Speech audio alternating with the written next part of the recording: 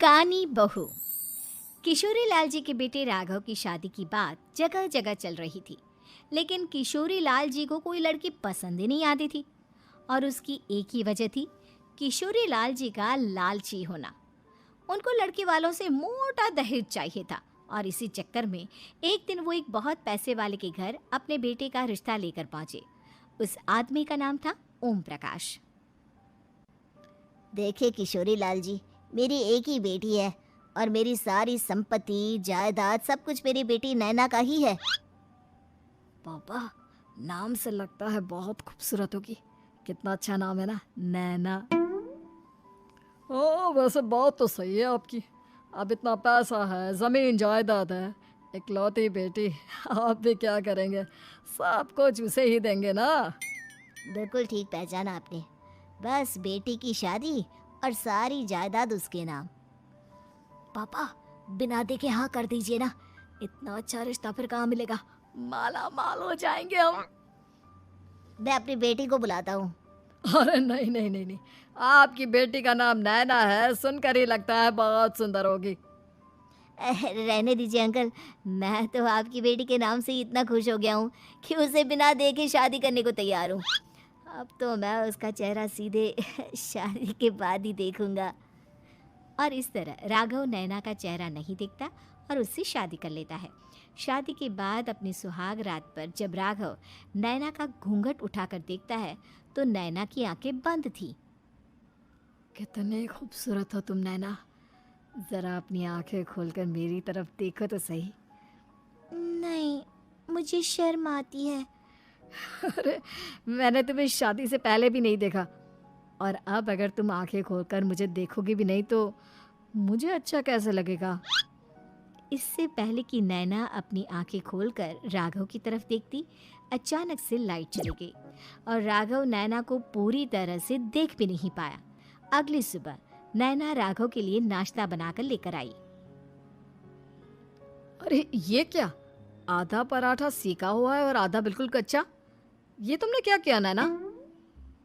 बहू, तुमने क्या आधा पराठा तवे से नीचे लटका कर रखा था, जो आधा सिका है और आधा कच्चा? मुझे जितना दिखेगा उतना ही तो सीखूंगी ना पापा जी। जहाँ जहाँ मुझे नजर आ रहा था वहाँ मैंने सीख लिया, जहाँ जहाँ नहीं दिखा वहाँ कच्चा रह गया होगा। इसका क्या मतलब है? ये कैसा मजाक कर रही है तुम? अरे बहू, तुमने इतना लंबा घूंघट क्यों लगाया हुआ है? देखो, हमारे घर में बहुओं को बेटी की तरह रखा जाता है, और फिर तुम तो इतना सारा माल लेकर आई हो। देखो, ये घूंघट डाल कर रखने की कोई ज़रूरत नहीं है। हाँ नैना, पापा जी ठीक कह रहे हैं, तुम तो आराम से रहो, अपना ही घर समझो। नैना अचानक से अपना घूंघट उठा लेती है। अरे ये क्या पापा, नैना की तो एक आंख फूटी हुई है। नाम से नैना, लेकिन ये तो कानी बहू निकली। मेरे साथ धोखा हुआ है, धोखा। बिना दिखाए अपनी कानी लड़की मेरे संग ब्याह दी।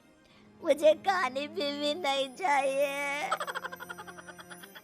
मुझे अभी ओम प्रकाश जी से बात करनी पड़ेगी। आखिर उन्होंने मेरे साथ ऐसा किया क्यों? अरे, आप लोगों ने ही तो पापा से कहा था कि आप लोग शादी से पहले मुझे देखना नहीं चाहते। अब मेरे पापा पर क्यों इल्जाम लगा रहे हैं? अरे लेकिन उन्हें बताना तो चाहिए था ना कि तुम कानी हो, एक आंख से तुम्हें दिखाई नहीं देता। किशोरी लाल और राघव नाराज होकर ओम प्रकाश को अपने घर बुलाते हैं। पापा जी, ये आपने क्या किया? शादी से पहले बताया क्यों नहीं कि नैना की आंखों में परेशानी है? अरे, आप ही ने तो लड़की देखने से मना कर दिया था। और लेकिन आप बता तो सकते थे। आपको तो हमारी बेटी की प्रॉपर्टी चाहिए थी, वो भी पूरी की पूरी। अब क्या हुआ अगर उसे आधा दिखाई देता है? प्रॉपर्टी तो आपको पूरी मिल गई ना। अरे ये क्या बात हुई? मेरी शादी प्रॉपर्टी से नहीं, आपकी बेटी से हुई है। अब ये तो पहले सोचना चाहिए था, तब तो मेरी प्रॉपर्टी देखकर तुम्हारी जुबान लप लपा रही थी। लेकिन मैं कानी लड़की को अपनी बीवी बनाकर नहीं रख सकता। पापा, कुछ करिए ना आप। हाँ, करता हूँ। देखिए ओम प्रकाश जी, आप हमारे साथ ऐसा नहीं कर सकते। और तुम देखो, अगर तुमने मेरी बेटी से शादी तोड़ी ना, तो जो भी प्रॉपर्टी मैंने तुम्हें दी है वो तो पूरी की पूरी वापस ले ही लूँगा, और आधी प्रॉपर्टी तुम्हारी भी लूँगा। अरे मेरी आधी प्रॉपर्टी भला क्यों लेंगे आप? इसलिए क्योंकि मेरी बेटी को आधा नज़र आता है और उसकी नज़र अभी तक तुम्हारी आधी जायदाद पर ही पड़ी है। अब तुम उसे घर से निकालोगे तो कुछ तो लेकर जाएगी ना।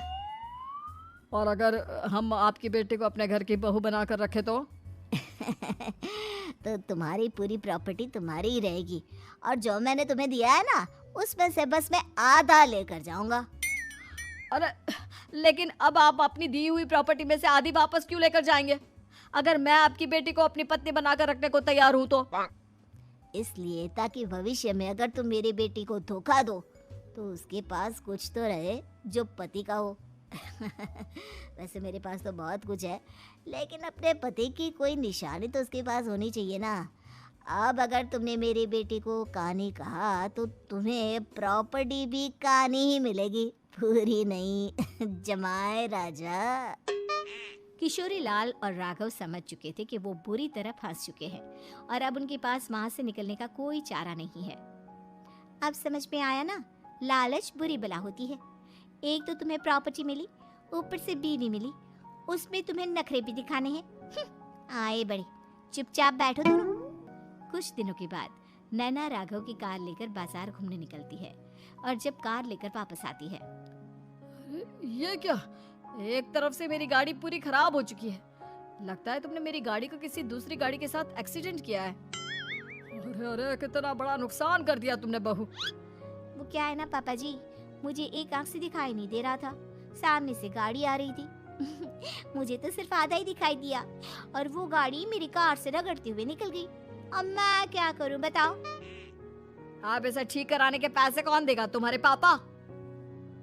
तुमने मुझसे इस तरह से बात की? अभी रुको। नैना राघव की शिकायत ओम प्रकाश को कर देती है। देखो राघव, अब जो मेरी आधी प्रॉपर्टी तुम्हारे पास थी ना, उसमें से आधी और मैं लेकर जाऊंगा, क्योंकि तुमने मेरी बेटी को डांटा। अरे नहीं नहीं पापा जी, गलती हो गई, माफ कर दो। गलती की तो कोई गुंजाइश ही नहीं। अगली बार मेरी बेटी को डांटा तो बची हुई आधी में से आधी और ले जाऊंगा। लालच के चक्कर में हम दोनों ने बहुत बड़ी गलती कर दी बेटा। एक तो तुम्हें कानी बहू मिली और ऊपर से जो माल मिला वो भी काना। इस तरह राघव की हर एक गलती पर ओम प्रकाश उसकी प्रॉपर्टी का आधा आधा हिस्सा लेकर अपना सारा माल वापस ले गया और राघव को कानी बीवी से काम चलाना पड़ा। भाई लालच वाकई में बुरी बला है।